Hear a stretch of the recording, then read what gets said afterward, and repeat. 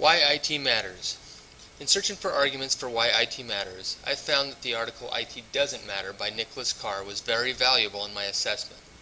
My general thoughts while reading this article were that this Carr dude must be an idiot. What I found was that for every argument that Carr made against the value of IT, only further solidified my belief in why IT does matter. For every point that he tried to make, I found a counterpoint that was the polar opposite of his view, providing me with clarity and solidifying my position in this debate. In trying to make sense of the publication, I could only assume that he was being the devil's advocate, and that nobody in their right mind would believe what he wrote. In Carr's reply to early critics, he wrote that the article, quote, has at least succeeded in setting off an important and long overdue debate about the role of information technology in business, end quote. Many of his statements of IT failures are likely factual, but they also pointed out the need to properly utilize IT to enhance business performance. Carr suggests that IT is a commodity. He stated that most businesses fail in IT with negative returns on investments. These statements are likely examples of businesses that erroneously viewed IT as a commodity and not as a tool to assess information and data and link to the company's overall business operations and strategy. The right decision is to understand the potential value of IT. The wrong decision is to view IT as a commodity. IT is not a commodity, as Carr suggested. This statement is the basis for my argument that IT does matter. Carr used two analogies for the concept of IT being a commodity. He discussed the railroad industry and the massive investments that occurred in the 1860s in which, quote, companies and individuals, dazzled by the seemingly unlimited commercial possibilities of these new technologies, threw large quantities of money away on half-baked businesses and products, end quote. Carr referred to this example as too much of a good thing. His attempt was to link this example to the investments that companies are currently making in information systems. I find this to be a useless analogy. In fact, it makes a good argument for IT. If these investors had good data on the railroad industry, the type of accurate data that leads to predictive analysis of the business environment, then these errors would have never occurred. Data for decision processes is one of the basic functions of a solid IT infrastructure and a prime reason why IT does matter. His other example of IT being analogous to energy is even more ludicrous. Carr also states in his article that businesses should follow IT developments and not lead. Although not completely inaccurate, there are several arguments against the validity of this statement. The statement is very broad. Whether a company decides to lead or follow depends on many different factors, much like any innovative process. If a company truly understands the value of leading in an IT initiative, then they potentially could find tremendous success in this strategy. I'm wondering if Carr has ever heard of Netflix or Amazon. Of course, not everyone is looking for innovative IT strategies, so waiting for a new technology to be refined while simultaneously waiting for prices to drop can often be a good strategy. The key to this strategy is to not get too far behind, or the competition could blow you away. The rate of innovation and advancements in IT are so profound that falling too far behind can lead to a company finding itself obsolete. Examples are Barnes & Noble and Blockbuster. They were crushed by Amazon and Netflix. Again, another argument why IT does matter.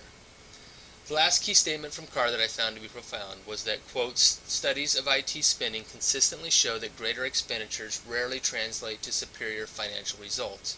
In fact, the opposite is true, end quote.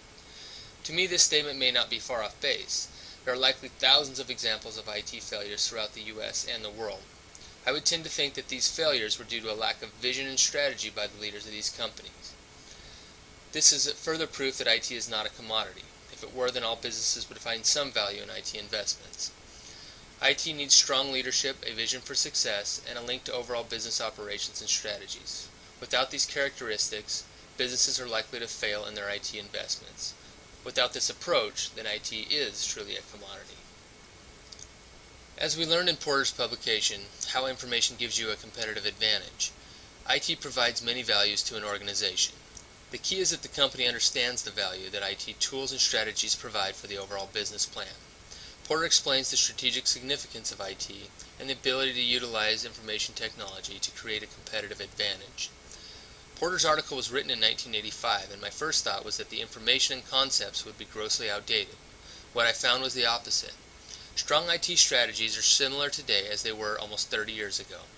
The main difference is the capabilities and technology advancements today.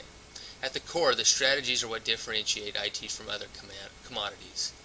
These linkages to the value chain, decision processes, and ultimately to financial results are still a key driver for the value of IT. If it were a commodity, then no linkages would be present, and most of IT's value would fail to exist. So how do companies deliver returns on IT investments? It all starts with leadership. In the absence of a strong company leadership support of IT projects and strategies, many of Carr's statements will be true. The investments will rarely see a return on investment without leaders aligning the organization with the visions for success. An example of successful IT strategies are that of Harrah's Casinos. Most of us are aware of this case study from our previous class. A key concept in their use of IT and the success of their efforts was the fact that the CIO was also the director of marketing and sales within the company. This strong leadership provided a vision for success of IT projects, alignment of the organization to support projects, and linked IT tools to overall business strategy. This fit is a prime example of why IT is not a commodity. It should be an integral part of the company's operations, with everyone in the organization aligned with the value of the tools that IT provides. This understanding of IT must be held at all levels, with strong leadership at the top. So if not a commodity, then IT must allow a business to obtain a competitive advantage. The IT solution must differentiate the business from its competitors. From my perspective, there are a couple ways in which information systems can provide a competitive advantage. The first is that information management within the firm allows the provision of information in a timely and useful format that allows profitable decision processes. These decisions can help increase sales, reduce expense, and a variety of other benefits that contribute toward the bottom line.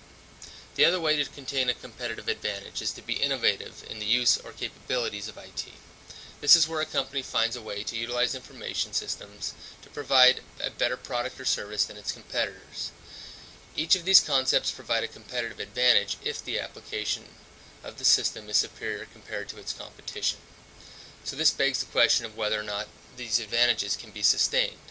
We know that in today's era of rapid information transfer, competitors will likely obtain knowledge of the technical components of these competitive advantages. What provides a business with the ability to sustain their competitive advantage is not the technology itself, but the application and integration of the technology into the overall business strategy. Again, back to Carr's perspective, if competitors view the technology as a commodity and are unable to integrate the technology into business strategy, then they will not replicate the benefits. In reference to a previous example of Harrah's Casinos, the IT components of Harrah's are easily replicated by other casinos, but the overall link to a clear strategy is much more difficult to duplicate. This key concept has allowed Harrah's to sustain its niche in the competitive environment.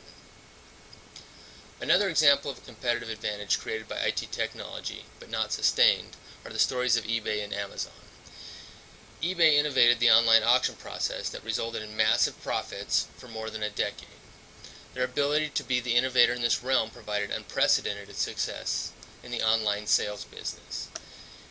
eBay was able to sustain this advantage for a number of years, but they were eventually outmatched by Amazon's ability to improve and further innovate the technology. Amazon implemented IT strategies specifically designed for the customer's preferences that far exceeded eBay's capabilities.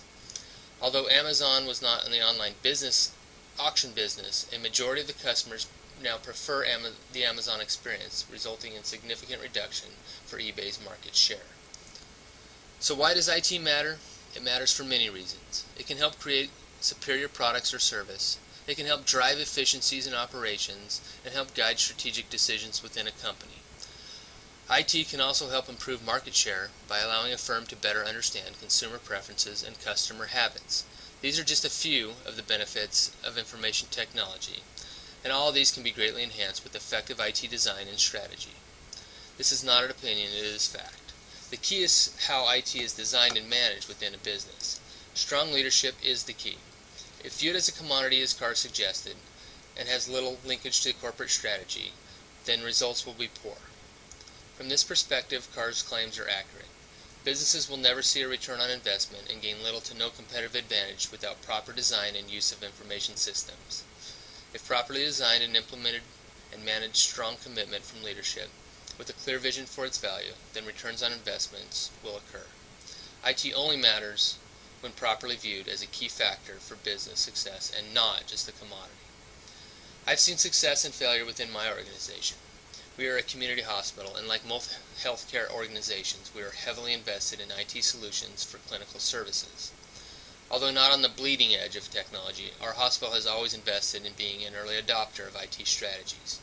Returns on these investments are often difficult to calculate, but we are well positioned for the future as a result of these efforts. Since the adoption of the Accountable Care Act, many healthcare reform initiatives provide incentives or penalties for the degree of IT use within hospital systems. Our company will clearly begin to see returns on investments with these changes in reimbursement. An example of failure in my organization lies within data management and our ability to collect and report metrics. We have multiple different software applications for clinical and financial operations. Our inability to properly manage this data within our IT structure clearly inhibits our ability to adapt and manage changes within our business climate. Also within our hospital, IT systems can literally be the difference between life and death. An example are medications. Medications are now ordered directly by the physician, and all dispensing of medications and administrations by nurses are electronic processes. If the IT systems are not set up to help assure success in this process, then the resulting mistakes could be disastrous. Just a few more examples of why IT does matter.